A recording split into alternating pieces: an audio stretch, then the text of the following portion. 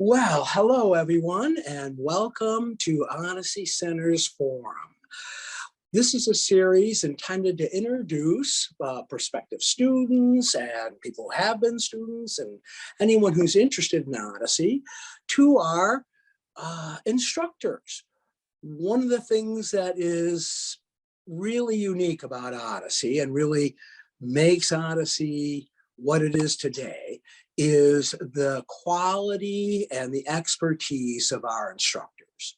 So the instructor I'd like to introduce today is someone I've known for, at least 20 years or so. He's been in the field, he's a good friend, he has a long history of work in this field. I'll let him tell you about it, but he's been training at Odyssey now for the last 12 years, actually. And Gary Wareham is an outstanding trainer. He is someone who, when he joined our staff after leaving as the director of Arapahoe House Clinical Supervision Services, I was thrilled to have, because I knew we had someone who really knew his stuff. He had been working with the staff at Arapahoe House for years, with many counselors, with many clients, and really brings his experience and expertise to training. So I want to introduce Gary Wareham. Gary, hi, Gary. Hey, good morning, Michael, and good morning, everybody. Yeah, what I want to do is just kind of ask you a few questions and, real simple, straightforward things like, could you share, without making it too much of a resume, a little bit of your experience in working in this field up until this point today? Yeah, it's actually it's been quite the journey, so to speak, in so many ways. But as far as professionally and in my career, I first started, as a outpatient and then residential inpatient therapist.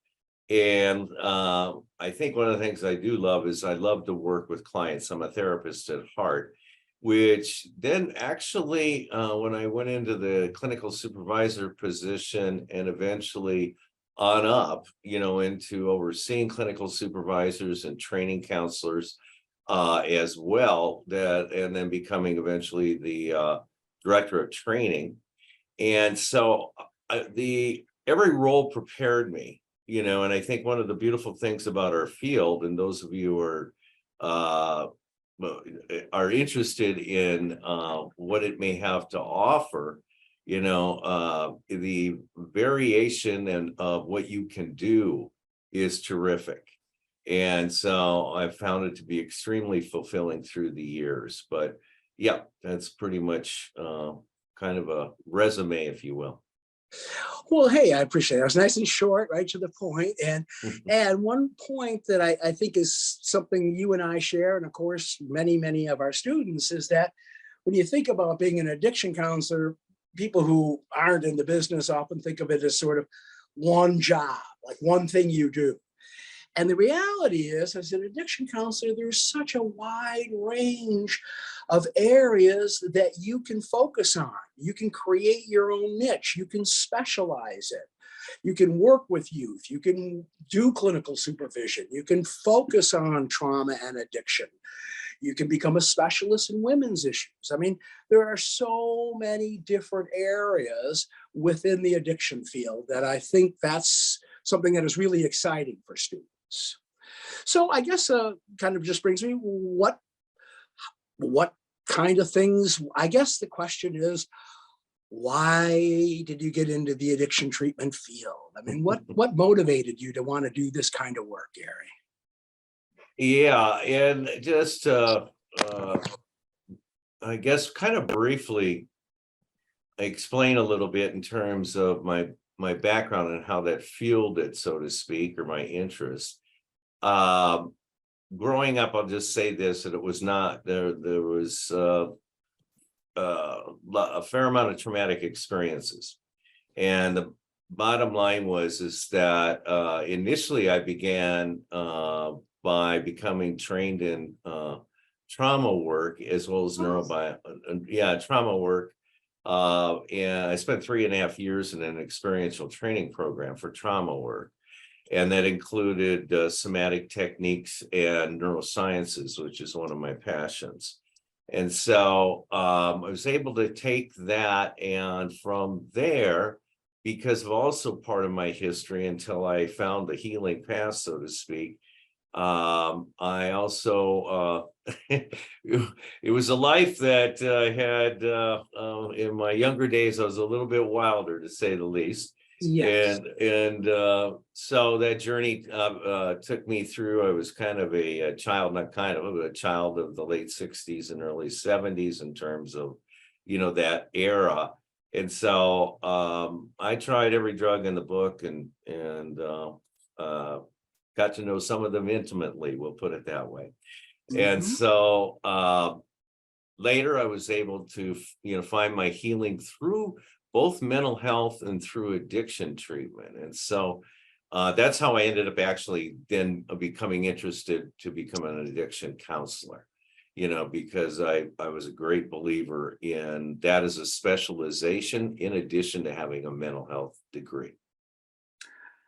Well, hey, thanks for sharing that. And I think, part of wanting to ask you that is just understanding the depth of your passion for this work, because I think that's important to our students. And of course, important to me as the director of Odyssey, that trainers really care about what we're doing and what we're trying to convey and the importance of the work we're doing.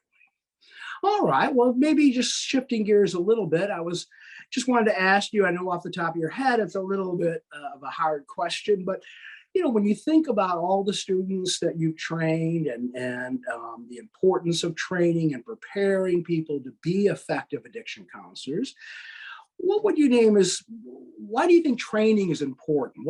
What's the critical piece that is so helpful for students? Because I was sort of like the person I'm describing, meaning when I was a young guy getting in this field, I kind of had the attitude I knew everything.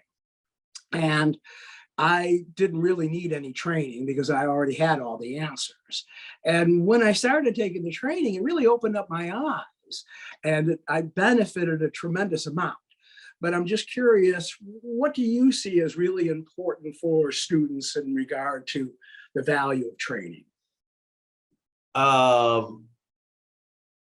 Without quality training, my bias is I don't think it's possible to become an effective counselor.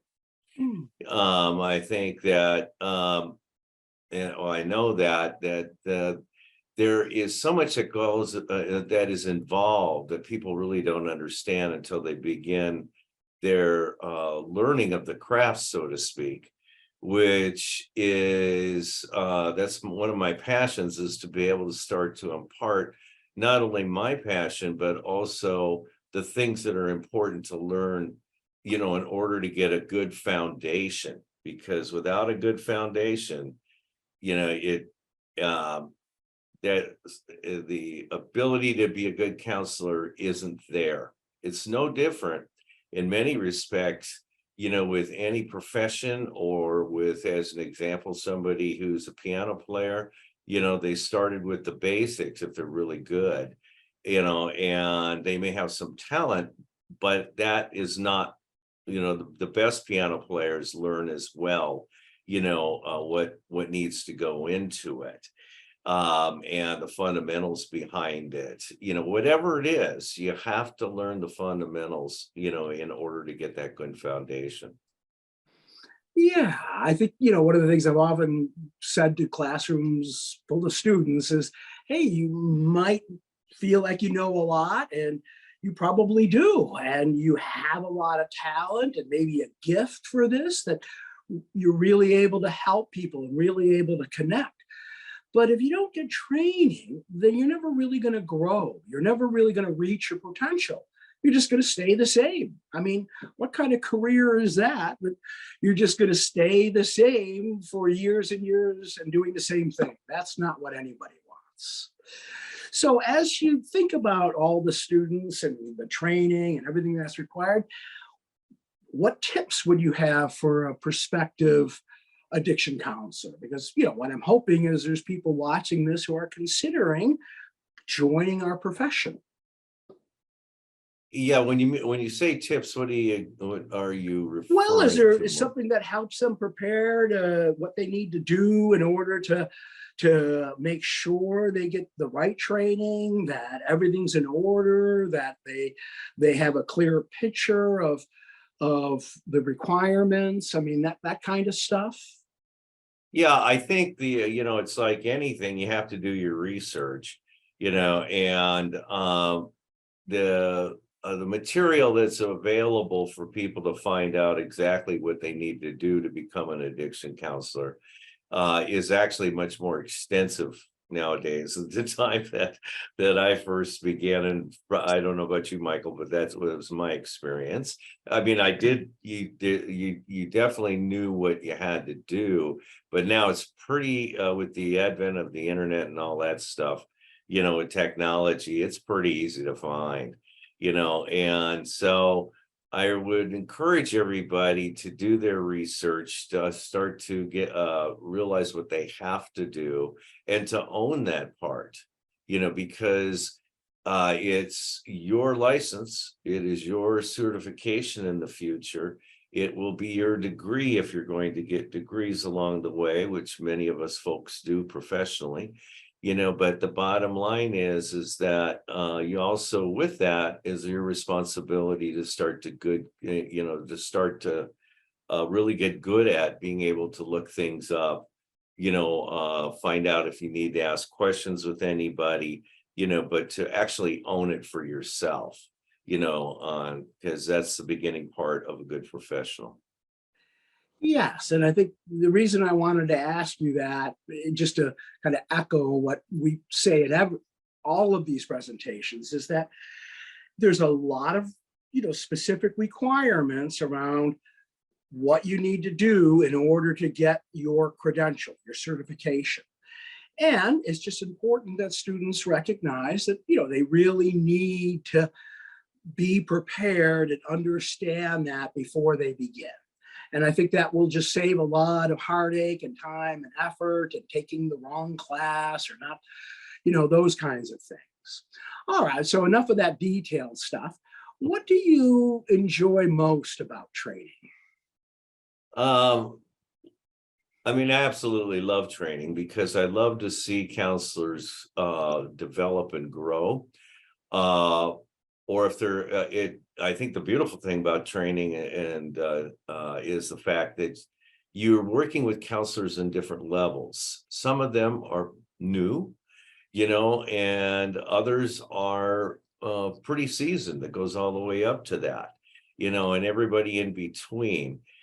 But what I love about it is the fact that, I can teach at different levels, and that's part of what you do in a class. And also, even the most seasoned people have to keep honing their fundamentals, Mm-hmm. because over the years we can get a little bit lazy if we're not careful, and again, I keep going back to that. It's no different than a professional skier. It's no different, I mean, a professional snowboarder, the Olympics people, that's what they do, is along with advanced moves, they keep honing their fundamentals. We are no different, especially when we're working with people's lives, and the importance and sacredness, of that to me. That's why I have the passion for it, because I've seen some amazing things in my career of people coming from nowhere, to living a life that's pretty fulfilling for themselves, and the courage that takes. So to be able to help counselors grow, to be able to experience that same, fulfillment along with helping people in ways they couldn't have ever dreamed of, is a wonderful opportunity for me. Yes. And, I guess just wanting to emphasize that I think what draws you to this field and me and prospective students is that passion and desire to really help somebody change their life. and being a part of that, witnessing that, contributing to that, I have found, and what I hear you say yourself is it's amazingly fulfilling. And that's what's really kept me going the 40 years I've been in this field, and has kept you going as well. And so Mhm. I really want students to hear that, because that is, I think, what their dream is, why they want to do this. They really want to help, and they really want to find through that helping others fulfillment. And that's what I hear you saying. That's Mhm. exactly right. Well, let's see. I think that's about it, Gary. I mean, anything else you'd like to add? Just anything else I didn't cover, or something else you'd like to add before we wrap this up? Um, I think just real quickly, I think, one of the things I really, as a trainer and instructor, not only, of course, do we create environments, I think all of us who have the opportunity to teach with Michael at Odyssey, really strive for environments, classroom environments of learning, whether it's virtual or well, it used to be live, but now it's all virtual. And Mhm. it's one that's one that really engenders learning, fun, and serious conversations many times that you get a tremendous amount out of. And I think that's important, for students to know that they'll come in and it's a really nice mix, to be able to have that, because you got to have fun, while you're learning, and at the same time, we can have those serious conversations, which we definitely do. Absolutely. Well said, Gary, because I think that's exactly what we're striving to create at Odyssey. That despite the tremendous amount of sorrow and tragedy and pain in this field, there's tremendous hope, as Mhm, well as an amazing amount of humor. I mean, it's mhm, kind of gallows humor, I get that, but I mean, there's a lot of humor in this field, and I think that's based more on the joy of recovery than the sorrow of addiction. So that's why I like the humor. Well, thank you so much for your time, Gary. I hope this helps students understand where you're coming from better, and it. I hope it helps students make better decisions around what classes they want to take, and they want to take classes with you. Okay? Sounds great, Michael, and thank you. And also, I look forward to anybody who's watching to be able to work with you in the future. Yeah, and on the blog here, we'll have your email address as well as Odyssey's and all the contact information. So if anyone had a particular question for you specifically, they could just email you. Okay? Yep, that's great.